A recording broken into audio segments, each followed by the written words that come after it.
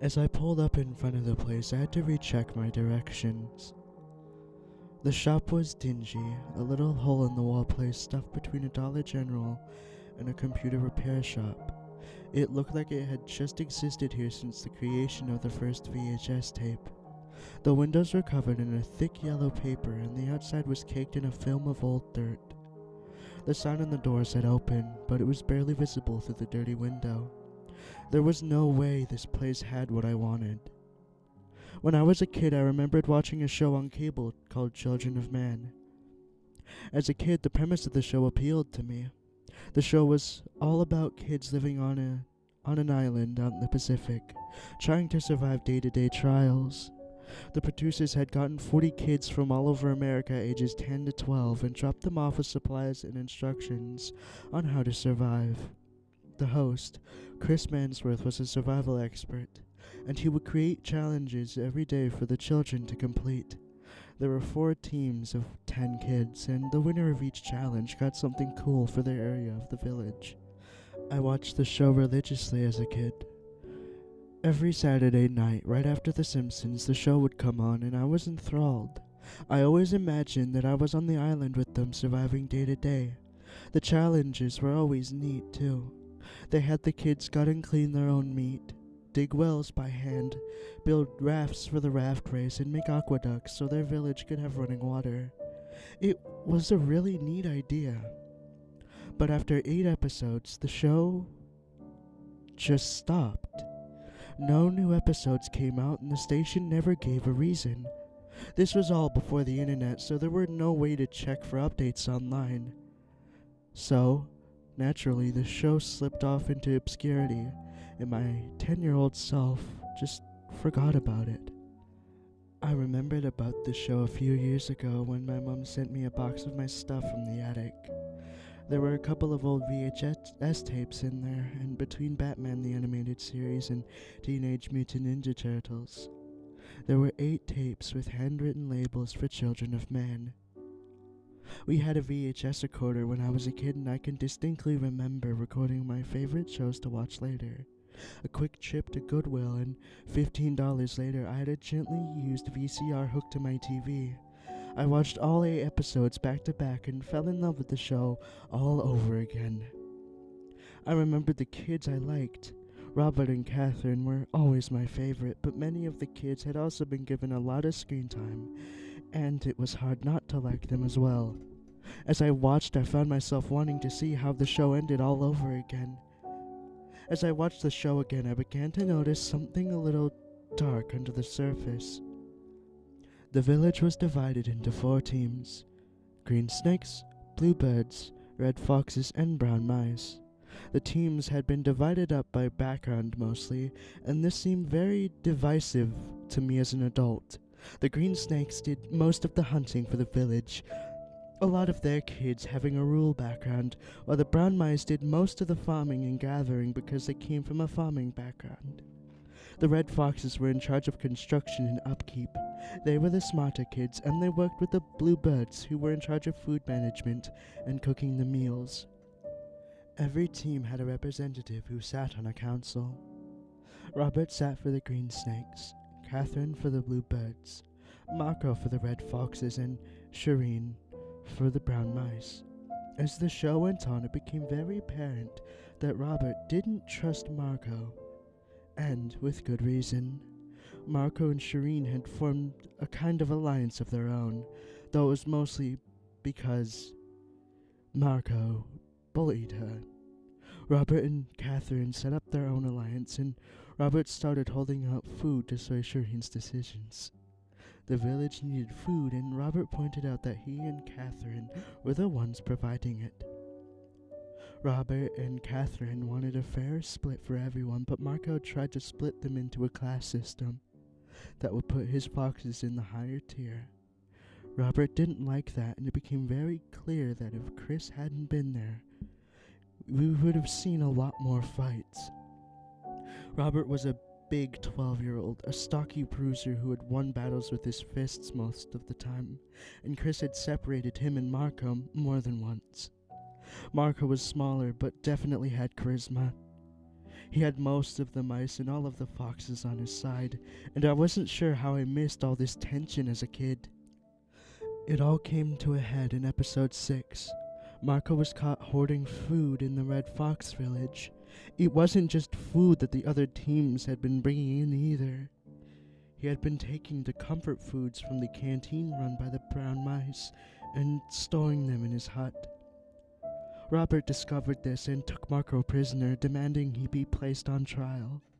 The whole village was in an uproar, but Marco agreed to be confined to his central cabin until the council could rule on his trial.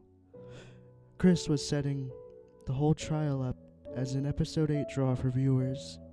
At the end of episode 8, the council found Marco guilty, and the episode had ended with a lot of shaky camera work and the Red Foxes storming the podium where Marco was seated.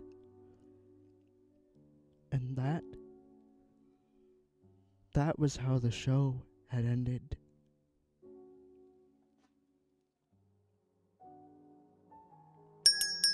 The little bell chimed overhead as I stepped into the tiny place. The store looked like a throwback, a narrow store full of old rickety shelves that looked sharp. The shelves had dusty VHS tapes, Betamax, and DVD cases that were arranged neatly, if not dustily. A quick look showed that they were all in alphabetical order like some ancient library. The shelves fronted onto a glass display case that held murky wonders within.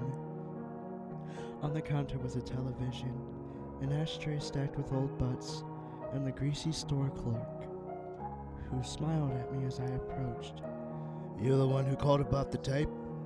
he asked, showing a mouth of stained teeth. I had searched for months on my own. I had taken to the internet in an attempt to find something, anything that would give me some closure. Wikipedia told me that only 8 episodes were aired, but that 12 had been intended. As I dug deeper, I began to see that the show was a mystery all on its own, though. The list of children that had been in the show were woefully incomplete. Marco and Robert were there, so were Kathleen and Shireen, and Chris was there as the host, but none of the other children were even named. No one except Chris Mansworth had gone on to do anything after the show, and his only contribution was his death a few months later. His wiki said that he had committed suicide in his hotel room, and foul play was not suspected. As for the last 4 episodes of Children of Man, however, there was no mention. So I took to the usual online sleuths, Reddit, 4chan, TV message boards. No one seemed to have the answer. Most people had never even heard of Children of Man, and the ones who had were more interested in my copies than the last 4 episodes.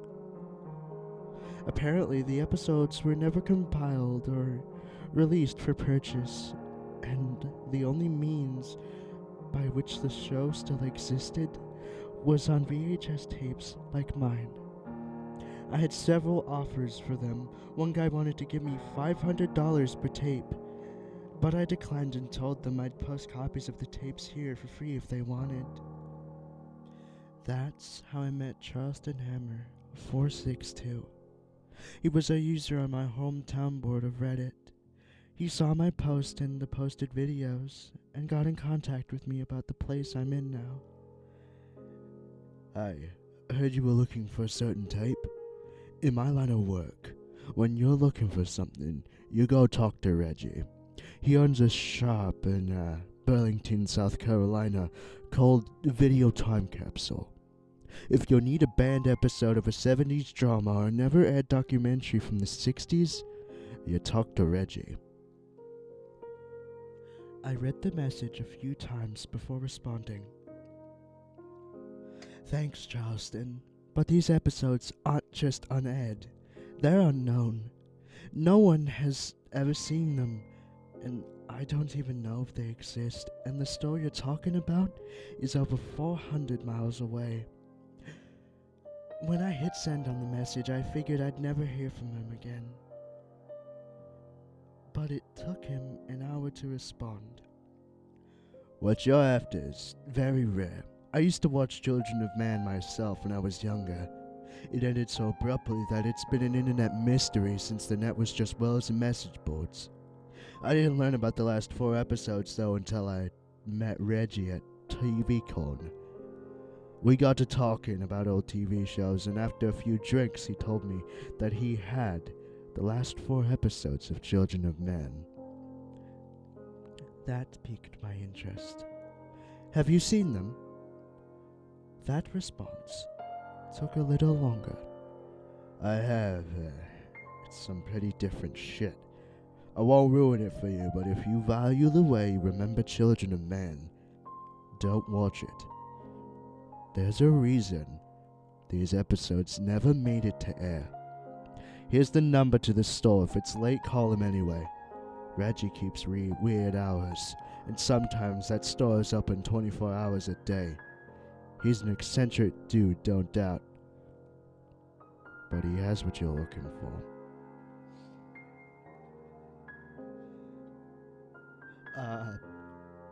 Yeah, I said, no longer sure about what I was doing. Yeah, I called you about the complete series of Children of Men. He nodded and reached under the counter and slapped a plain white case on the counter.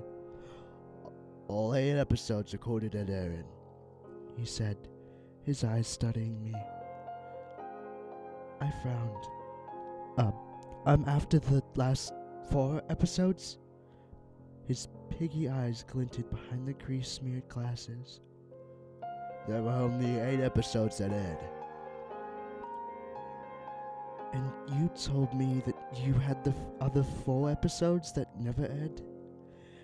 He smiled. It did ghastly things to his porcine face. I had to be sure. Come to the back. And with that, he disappeared behind the curtain, into the back of the store. I walked around, hesitating for a moment as I touched the curtain and followed him. I'd come 400 miles. Might as well go another 5 feet into hell.